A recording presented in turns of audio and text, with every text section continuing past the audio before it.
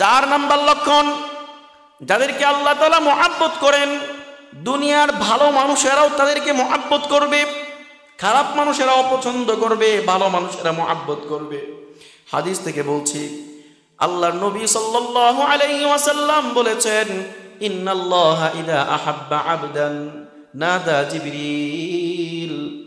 আল্লাহ তাআলা যখন কাউকে মহব্বত করেন, পছন্দ করেন, তখন জিবরাইল আলাইহিস সালামকে ডেকে বলেন, জিবরাইল শুনো, আমি অমুক ব্যক্তিকে মহব্বত করি, ইন্নী উহিব্বু ফুলানান ফাআহবিবহু, আমি অমুক ব্যক্তিকে মহব্বত করি, তুমিও তাকে মহব্বত করো।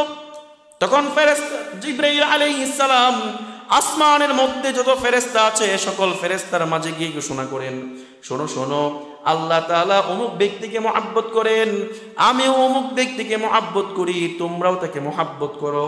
তখন আসমানের সকল ফেরেশতারা তাকে মহব্বত করা শুরু করে দেয়।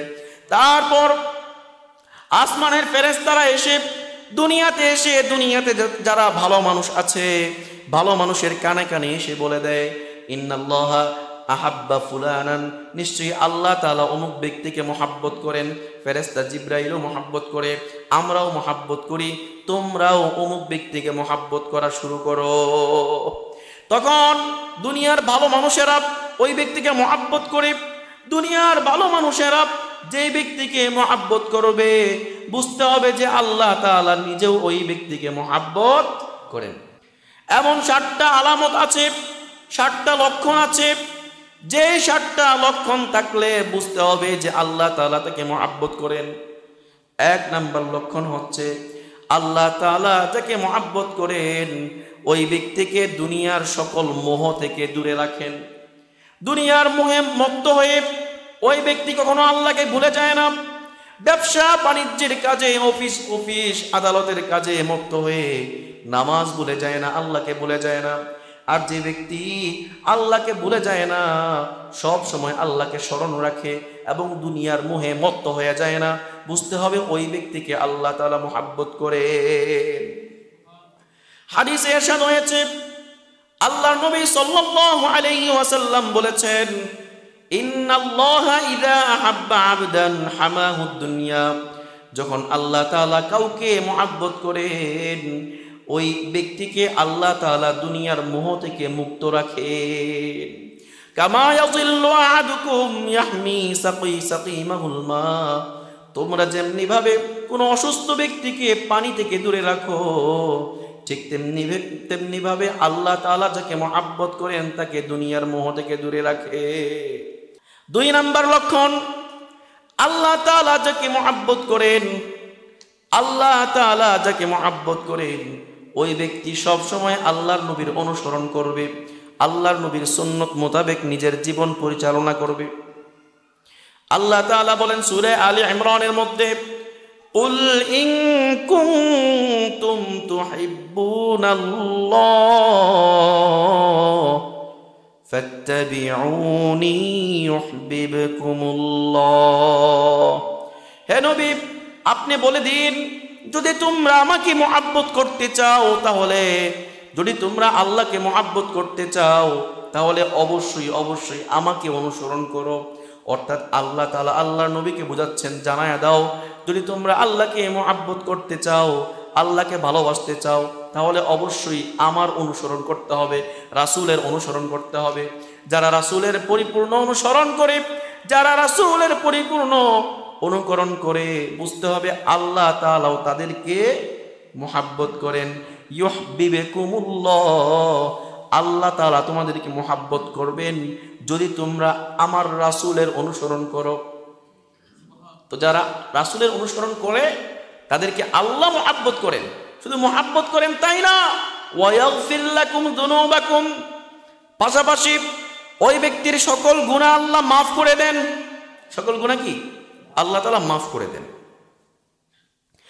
তারপরে 3 নাম্বার লক্ষণ হচ্ছে, যে ব্যক্তি যাকে আল্লাহ তাআলা মহব্বত করেন তাকে বেশি বেশি বিপদ আপদ দান করবেন। তার একের পর এক বিপদ লেগেই থাকবে। আমরা তো অনেকেই মনে করি, মনে হয় কোনো বিপদ আসলে মনে করি যে আল্লাহ মনে হয় আমার প্রতি সন্তুষ্ট না, আল্লাহ আমাকে পছন্দ করেন না, এই জন্যই আল্লাহ আমাকে এত এত বিপদ একের পর এক লাগায় রাখেন। না, সম্পূর্ণ ভুল ধারণা।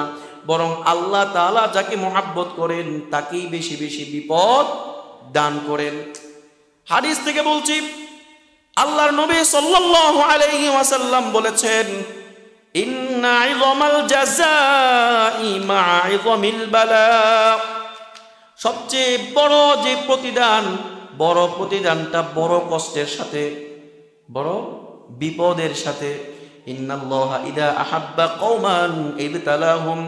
আল্লাহ তাআলা যখন কাউকে মহব্বত করেন তখন তাকে বিপদের মধ্যে নিপতিত করেন। একের পর এক বিপদ লেগেই থাকে, আর আমরা মনে করি বিপদ লেগে আছে মানে আল্লাহ তাআলা আমারে পছন্দ করেন না। এটা মনে করি কিনা? মনে করি, ভুল ধারণা। বরং আল্লাহ তাআলা যাকে মহব্বত করেন, যাকে পছন্দ করেন তাকেই বেশি বিপদ দান করেন। কারণ হচ্ছেন আল্লাহ তাআলার সবচেয়ে প্রিয় পাত্র হচ্ছেন নবীগণ। কারা? নবীগণ হচ্ছে সবচেয়ে প্রিয় পাত্র। আর নবীগণের সবচেয়ে বড় বিপদ ছিল, সবচেয়ে বেশি বিপদ ছিল। এজন্য যাদেরকে আল্লাহ মহব্বত করেন তাদেরকে বিপদ দান করেন। 3 নাম্বার লক্ষণ। 4 নাম্বার লক্ষণ, যাদেরকে আল্লাহ তাআলা মহব্বত করেন দুনিয়ার ভালো মানুষেরাও তাদেরকে মহব্বত করবে, খারাপ মানুষেরা অপছন্দ করবে, ভালো মানুষেরা মহব্বত করবে। হাদিস থেকে বলছি, আল্লাহর নবী সাল্লাল্লাহু আলাইহি ওয়াসাল্লাম বলেছেন, ইন্নাল্লাহা ইযা আহাব্বা আবদান নাদা জিবরিল। আল্লাহ তাআলা যখন কাউকে মহব্বত করেন, পছন্দ করেন, তখন জিবরাইল আলাইহিস সালামকে ডেকে বলেন, জিবরাইল শুনো, আমি অমুক ব্যক্তিকে মহব্বত করি, ইন্নী উহিব্বু ফুলানান ফাআহবিবহু। আমি অমুক ব্যক্তিকে মহব্বত করি, তুমিও তাকে মহব্বত করো। তখন ফেরেশতা জিবরাইল আলাইহিস সালাম আসমানের মধ্যে যত ফেরেশতা আছে সকল ফেরেশতার মাঝে গিয়ে ঘোষণা করেন, শোনো শোনো, আল্লাহ তাআলা অমুক ব্যক্তিকে মহব্বত করেন, আমিও অমুক ব্যক্তিকে মহব্বত করি, তোমরাও তাকে মহব্বত করো। তখন আসমানের সকল ফেরেশতারা তাকে মহব্বত করা শুরু করে দেয়। তারপর আসমানের ফেরেশতারা এসে দুনিয়াতে যারা ভালো মানুষ আছে, ভালো মানুষের কানে কানে এসে বলে দেয়, ইন্নাল্লাহা আহাব্বা ফুলানান, নিশ্চয়ই আল্লাহ তাআলা অমুক ব্যক্তিকে মহব্বত করেন। ফেরেশতা জিবরাইলও মহব্বত করে, আমরাও মহব্বত করি, তোমরাও অমুক ব্যক্তিকে মহব্বত করা শুরু করো। তখন দুনিয়ার ভালো মানুষেরা ওই ব্যক্তিকে মহব্বত করে। দুনিয়ার ভালো মানুষেরা যে ব্যক্তিকে মহব্বত করবে বুঝতে হবে যে আল্লাহ তাআলা নিজেও ওই ব্যক্তিকে মহব্বত করেন। এটা হচ্ছে 4 নাম্বার লক্ষণ। 5 নাম্বার লক্ষণ হচ্ছে, যখন আল্লাহ তাআলা কাউকে মহব্বত করেন ওই ব্যক্তি সবসময় আল্লাহর সাথে সাক্ষাতের জন্য উদ্গ্রীব হয়ে থাকে, পাগল পারা হয়ে থাকে। কি হয়ে থাকে? পাগল পারা হয়ে থাকে। হাদিসে ইরশাদ হয়েছে, মান আহাব্বা লিকা আল্লাহ আহাব্বাল্লাহু লিকাহু। আল্লাহ যে ব্যক্তি আল্লাহ তাআলা যাকে মহব্বত করেন, যে ব্যক্তি আল্লাহর সাথে সাক্ষাতের উদ্গ্রীব হয়ে থাকে ওই ব্যক্তিকে আল্লাহ মহব্বত করেন, ওই ব্যক্তিকে আল্লাহ মহব্বত করেন। অর্থাৎ সবসময় সে আল্লাহকে দেখতে চাইবে। আমরা কি দেখতে চাই না? আল্লাহকে দেখতে চাই কি না? আল্লাহকে আমরা সবাই দেখতে চাই। তার মানে আমাদের অন্তরে আল্লাহর মহব্বত আছে, কিন্তু মহব্বতের একটা সীমা আছে। যে ব্যক্তি আল্লাহকে মহব্বত করবে, যাকে আল্লাহ তাআলা যাকে মহব্বত করবে ওই ব্যক্তি আল্লাহকে দেখার জন্য পাগল পারা হয়ে যাবে। একটা হচ্ছে পাগল পারা হওয়া, আরেকটা সাধারণ দেখতে চাওয়া। পার্থক্য আছে না নাই? তো যে ব্যক্তি আল্লাহকে দেখতে চায়, পাগল পারা হয়ে থাকে, ওই ব্যক্তিকে আল্লাহ নিজে মহব্বত করেন। আর আল্লাহ তাআলাকে দেখতে পাওয়ার সৌভাগ্য কাদের হবে এটা জানা দরকার আছে না নাই? আল্লাহ তাআলাকে কোন ব্যক্তিরা, কোন লোকেরা দেখতে পাবে? 2 শ্রেণীর লোক, যাদের মাঝে 2টা গুণ পাওয়া যাবে। ওই সমস্ত 2 শ্রেণীর লোক আল্লাহকে জান্নাতের মধ্যে গিয়ে দেখতে পাবে। 1 নাম্বার হচ্ছে, আল্লাহ তাআলা কুরআনুল কারীমের সূরা কাফের মধ্যে দুটোটাই বলে দিয়েছেন। আল্লাহ তাআলা বলেন, ফামান কানা ইয়ারজু লিকা রাব্বিহি ফালইআমাল আমালান সালিহা। যে ব্যক্তি আল্লাহকে দেখতে চায়, আল্লাহর সাথে সাক্ষাৎ করতে চায়, সেই ব্যক্তি যেন আমলে সলেহ করে, নেক কাজ করে, নামাজ পড়ে, রোজা রাখে, মা বাবাকে গালিগালাজ না করে, মা বাবার সাথে উত্তম আচরণ করে, অর্থাৎ আল্লাহ তাআলা যেই বিধানগুলো দান করেছেন ওই বিধানগুলো পালন করে। 1 নাম্বার গুণ।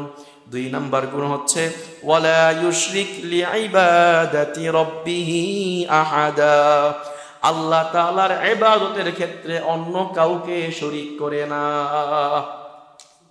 যে ব্যক্তি একমাত্র আল্লাহর ইবাদত করবে, 2 নাম্বার গুণ হচ্ছে আল্লাহর ইবাদতের ক্ষেত্রে অন্য কাউকে শরীক করবে না, অন্য কাউকে দেখানোর জন্য ইবাদত করবে না। এমন না যে মানুষ দেখলে নামাজ পড়ে, মানুষ না দেখলে নামাজ পড়ে না। আবার অনেকে আছে মসজিদে ঠিক মতোই আসে, কিন্তু চিন্তা করে যদি আমি মসজিদে না আসি তাহলে মানুষ বলবে কি, বুড়া হয়ে গেছে, এক পা কবরে চলে গেছে, এখনো নামাজ পড়ে না, এখনো সিগারেট টানে। এজন্য মসজিদে আসে। মানুষের রোষানল থেকে, মানুষের কথা শোনা থেকে বাঁচার জন্য নামাজ আদায় করলো, ওই ব্যক্তির নামাজটাও আল্লাহ তাআলা কবুল করবেন না। ওই ব্যক্তিও যেন আল্লাহর ইবাদতের ক্ষেত্রে অন্য কাউকে শরীক করলো। কারণ হচ্ছে যে ইবাদত একমাত্র আল্লাহর জন্য হওয়া উচিত, আল্লাহকে দেখানোর জন্য হওয়া উচিত, সেই ইবাদত যদি আপনি অন্য কাউকে দেখানোর জন্য করেন তাহলে ইবাদতের ক্ষেত্রে ওই ব্যক্তিকে আপনি আল্লাহর সাথে মিলাইয়া দিলেন, ঠিক কিনা? এজন্যে যে ব্যক্তি আল্লাহর সাথে সাক্ষাৎ করতে লাগবে, 1 নাম্বার হচ্ছে আমলে সলেহ করতে হবে। 2 নাম্বার, কখনোই আল্লাহর সাথে ছোট শিরিক বড় শিরিক কোনোটাই করা যাবে না। তারপরে বলতেছিলাম 5 নাম্বার গুণ ছিল যারা আল্লাহর সাথে সাক্ষাৎ করতে চায় তাদেরকে সবসময়, যাদেরকে আল্লাহ তাআলা মুহাব্বত করেন তারা সব সময় আল্লাহর সাথে দেখা করতে, সাক্ষাৎ করতে উদ্গ্রীব হয়ে থাকে। 5 নাম্বার গুণ। আর 6 নাম্বার গুণ হচ্ছে যাকে আল্লাহ তাআলা মুহাব্বত করেন ওই ব্যক্তি আল্লাহর সৃষ্টিজীবকেও মুহাব্বত করবে। আল্লাহর সৃষ্টিজীবকে অহেতুক কষ্ট দিবে না। আল্লাহর সৃষ্টিজীব, পাখি, পশু বা যা কিছু আছে সব কিছু যেখানে যেটা আছে ওখানেই থাকতে দিবে, কষ্ট দিবে না। এমনকি অযথা হত্যা করবে না, অযথা মারধর করবে না। একটা কুকুরের বাচ্চা আসছে, বাড়িতে আসছে দেখেই মারলেন একটা বাড়ি, এটাকে সে কখনোই করবে না। কারণ যে ব্যক্তিকে আল্লাহ মুহাব্বত করেন ওই ব্যক্তির অন্তরে আল্লাহর সৃষ্টিজীবের প্রতি মুহাব্বত থাকবে। কারণ আল্লাহর নবী সাল্লাল্লাহু আলাইহি ওয়াসাল্লাম বলেছেন, আল্লাহর নবী বলেছেন আল খালকু আয়াল্লাহ, সকল সৃষ্টিজীব হচ্ছে আল্লাহর পরিবারভুক্ত, আল্লাহর পরিবারভুক্ত। যে ব্যক্তি আল্লাহর কোনো সৃষ্টিজীবকে অহেতুক, অকারণে, অযথা কারণে কোনো সৃষ্টিজীবকে কষ্ট দিল, মারলো, হত্যা করলো, দুর্বল মনে করে মেরে ফেললো, ওই ব্যক্তি যেন আল্লাহর পরিবারের একটা সদস্যকে হত্যা করে ফেললো। এজন্যে আল্লাহর কোনো সৃষ্টিজীবকে অহেতুক কষ্ট দেওয়া যাবে না। কালকে, আগামীকাল চলে আসতেছে আমাদের কি 31st নাইট। এই নাইটে দেখা যাবে আমরা বাজি ফুটাই, আমরা বিভিন্নভাবে ফানুস জ্বালাই। এর মাধ্যমে বাজি ফুটানোর দ্বারা কিন্তু পাখিরা এবং অন্যান্য পশুরা কষ্ট পায় কিনা, এবং অনেক সময় তারা হার্ট অ্যাটাক করে তারা মারা পর্যন্ত যায়। এজন্যে এই কাজ কখনো করা যাবে না। আল্লাহর সৃষ্টিজীবকে কষ্ট দেওয়া যাবে না। আল্লাহর সৃষ্টিজীব, আপনি যেমন আল্লাহর মাখলুক, আল্লাহর সৃষ্টিজীব, একটা পাখি, একটা পশু, তারাও আল্লাহর সৃষ্টিজীব। আপনি যেমন দুনিয়ায় থাকার অধিকার রাখেন, একটা পাখি, একটা পশু কিন্তু দুনিয়ায় থাকার অধিকার রাখে কিনা, অধিকার আছে কিনা তাদের? এজন্য অযথা কারণে, অকারণে আপনি কোনো পাখিকে, কোনো প্রাণীকে অবশ্যই মারবেন না। বলতেছিলাম 6 নাম্বার লক্ষণ আল্লাহ কাদেরকে মুহাব্বত করেন। 6 নাম্বার লক্ষণ হচ্ছে আল্লাহ তাআলা যাকে মুহাব্বত করবেন ওই ব্যক্তি আল্লাহর সৃষ্টিজীবকে মুহাব্বত করবে। 7 নাম্বারে আল্লাহ তাআলা যাকে মুহাব্বত করেন ওই ব্যক্তি সূরা ইখলাসকে বেশি বেশি মুহাব্বত করবে। ঘটনা শুনিয়েছিলাম, সারিয়া পাঠিয়েছে আল্লাহ তাআলা, আল্লাহর নবী একটা যুদ্ধের বাহিনী পাঠিয়েছেন। যুদ্ধের বাহিনীতে যে নেতৃত্ব দিচ্ছে, কমান্ডিং দায়িত্বে আছে, ওই ব্যক্তি নামাজ পড়ায়, প্রত্যেক সূরা পাঠ, প্রত্যেক রাকাতের মধ্যে কি পড়ে? সূরা ইখলাস পাঠ করে। অন্যান্য সাহাবীরা এসে যুদ্ধ শেষে আল্লাহর নবীকে জিজ্ঞেস করলেন, ইয়া রাসূলুল্লাহ, এই ব্যক্তি প্রত্যেক রাকাতের মধ্যে সূরা ফাতিহা এবং অন্য একটা সূরা মিলানোর পরে সূরা ইখলাসটা পাঠ করে, তার ব্যাপারে আপনার বক্তব্য কি?